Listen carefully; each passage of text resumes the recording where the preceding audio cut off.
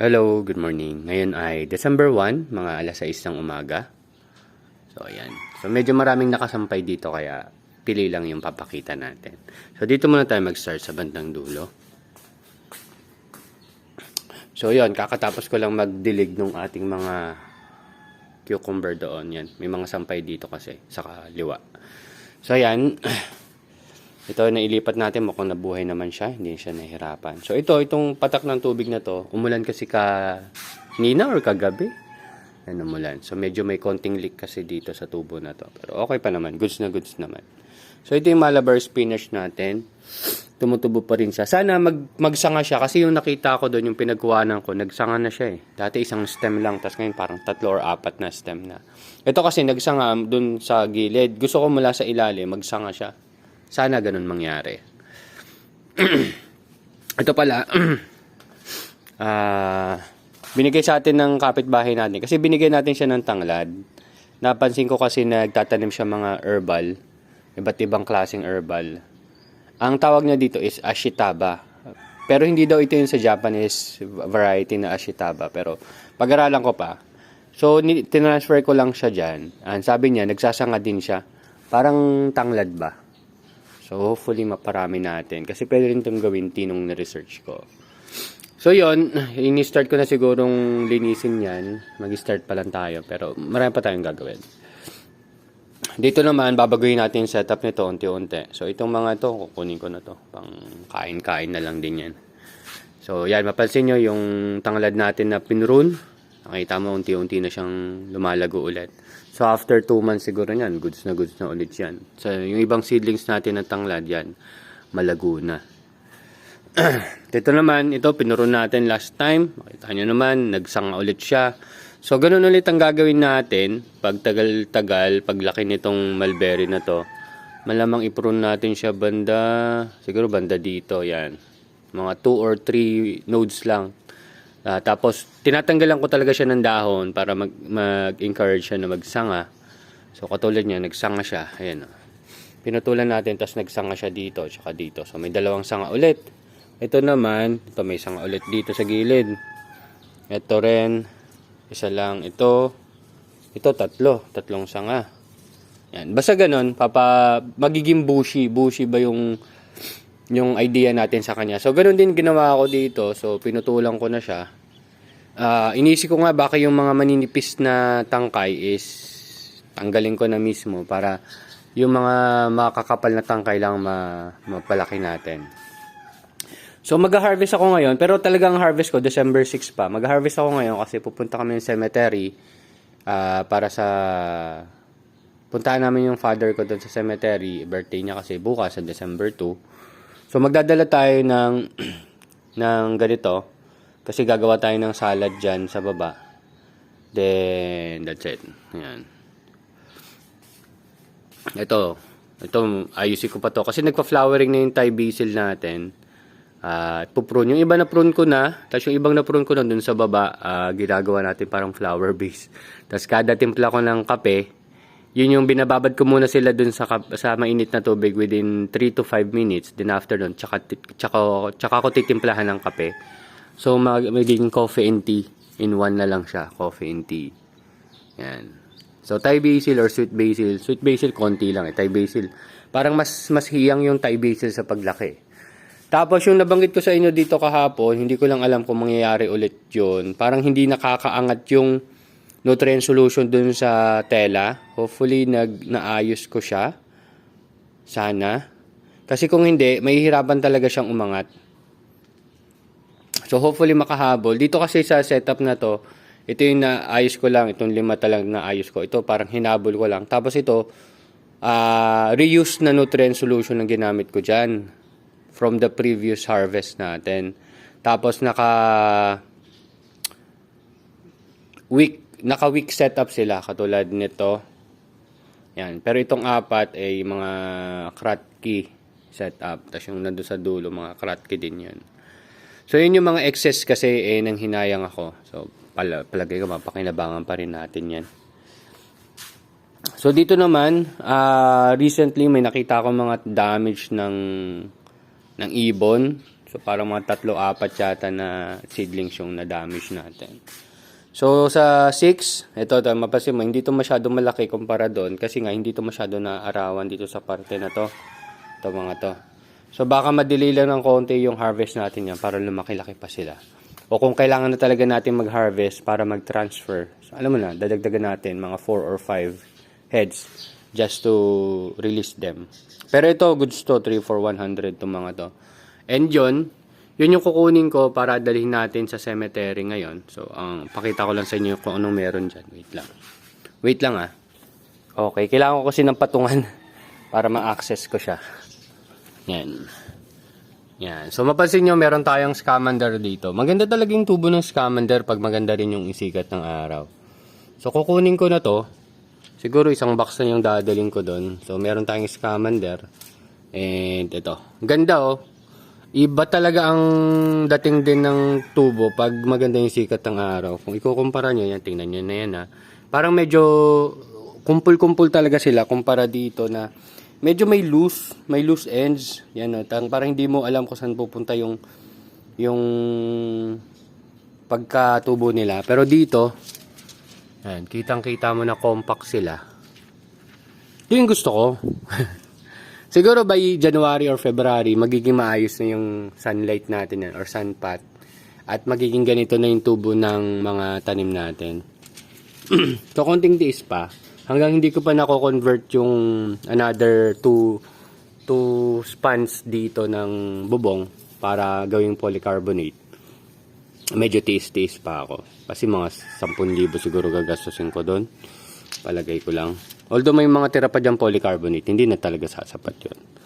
So hopefully, ganun. Ayun pa yung iba natin. Yung kasi, kaya hindi pantay-pantay yung tubo dyan. Kasi yan yung mga maliliit. Maliliit talaga sila nung umpisa pa lang. At tinanim lang natin para at least hindi masayang yung seedlings natin. Yan kasi yung mga batch ito. Tsaka yung nandun, ito. Yan. Na mga batch ng seedlings natin na nagka-problema dahil sa preparation natin ng coco peat na nabanggit ko sa inyo. Parang kakatanggal ko pa lang sa kanila sa pagkakababad ng calcium nitrate. Ginamit ko na agad sila. Pero hindi yata dapat ganun. Kailangan pinapatuyo. Based dun sa experience ko yun ha. So iba rin din siguro sa experience nyo. Ang ratio na nilalagay ko kada liter ng tubig ay 5 ml. Ay 5 grams. So baba lang ako. At dito ko na didiscuss kasi kailangan ko na rin itong kunin eh. Yan. Tingnan na lang din siguro natin yung ugat. Pero palagay yung maganda to. Given na maganda itsura nila. Wait lang ah. Kailangan ko ng 2 kamay dito eh. Alright. Yan. Naiangat ko na. Tenen. Op. Goods. At nakikita ko na halos kalahati na rin yung nutrient solution nila. So goods na yan. Kasi after several days pa, lalaki pa talaga to. Kaso ito na yung goods na size ko para madala natin sa cemetery. At least ma-enjoy naman ng mga kapatid ko. At ayan, mga kamag-anak namin na pupunta doon. Yan. So ayan, meron tayong mga Thai basil dyan. Ang iniisip ko kasi ito, malamang tataniman ko na rin ulit to. Pero magiging weak setup na lang siya para hindi masyadong mabigat. So pag weak setup kasi, imbes na hanggang dito yung tubig ko, yan hanggang dito.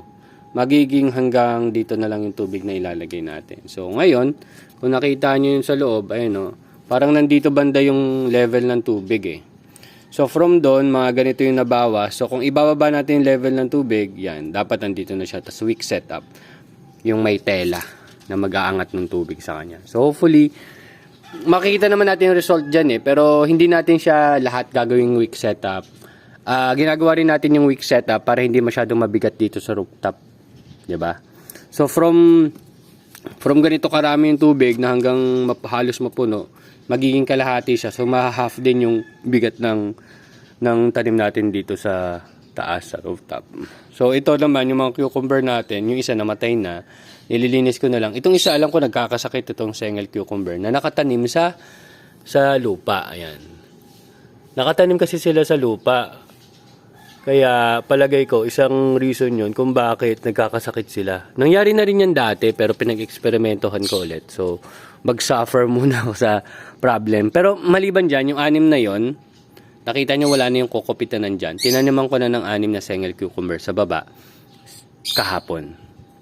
So, starting next year, meron tayong 6 na alagaan. So, kung mapansin nyo, ang pag-aalaga ko kasi ng Sengel cucumber ay 1 stem lang. So, yung mga sanga-sanga niya, tinatanggal natin. Yung kabila naman, Jackson 27, yan, matibay. Nakatanim kasi yan sa coco pit, so wala siyang mga soil-borne diseases. Palagay ko. Ang problema naman sa kanya, parang mga, ano ba ngayon? December 1. Sa December 11, 2 months old na siya, 2 months old. Pero alam ko, doon pa lang siya mag-start talaga makapag-harvest ako. Pero may mga bunga na siya, nakita ko na may mga bunga. Hindi ko lang alam kung gaano katagal bago lumaki. Pero ang diskarte naman dyan sa Jackson 27, wag mo siyang i-prune, hayaan mo siyang lumago. Which is dito sa setup ko, medyo mahirap yon kasi nga masikip na dito sa setup natin eh.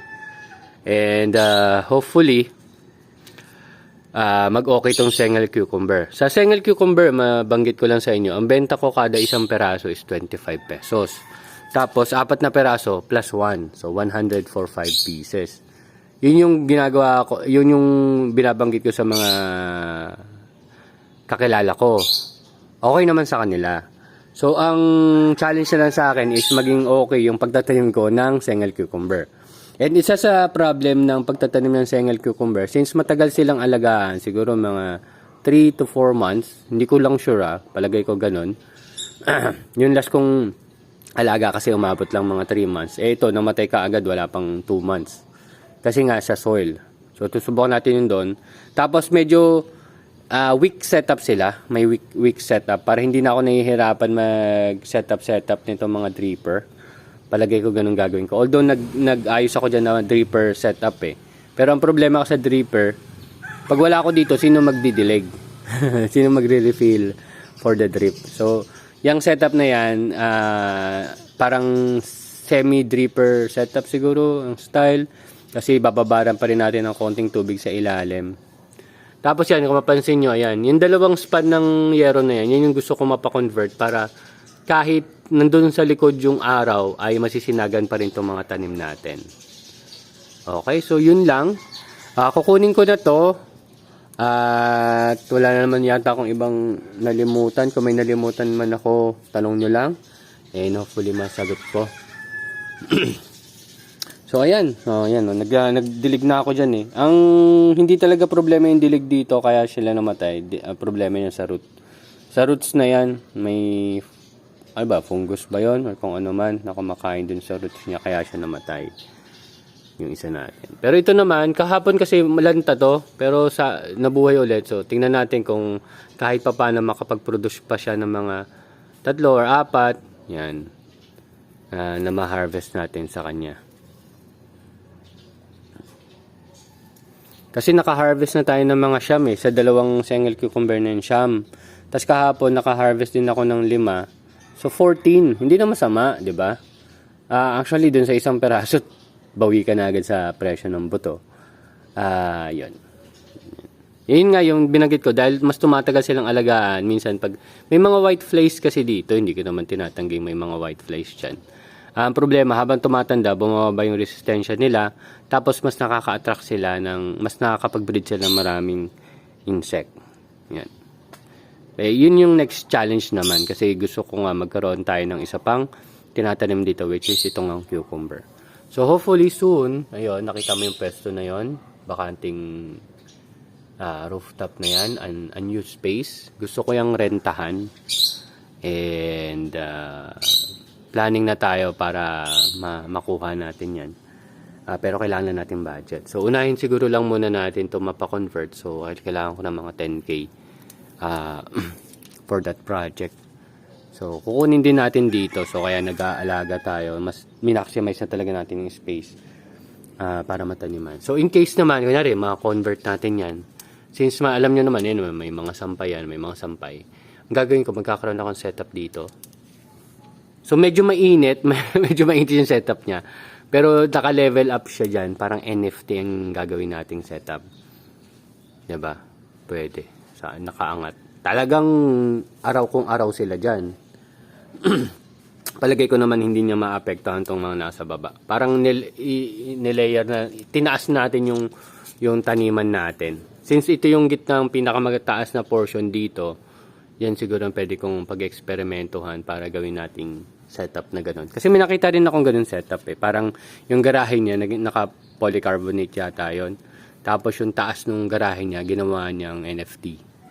So, goods naman yon kung gagana. Pero syempre, yung iba, ayaw nung gano'n. Kasi mainit nga talaga yon, normal naman. Pero titingnan natin yung magagawa natin.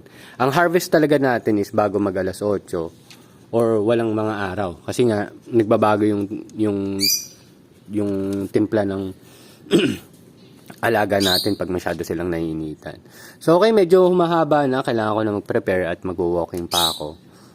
At lalakad pa kami mamaya. So, that's it. Thank you very much and see you next update, guys. Bye-bye!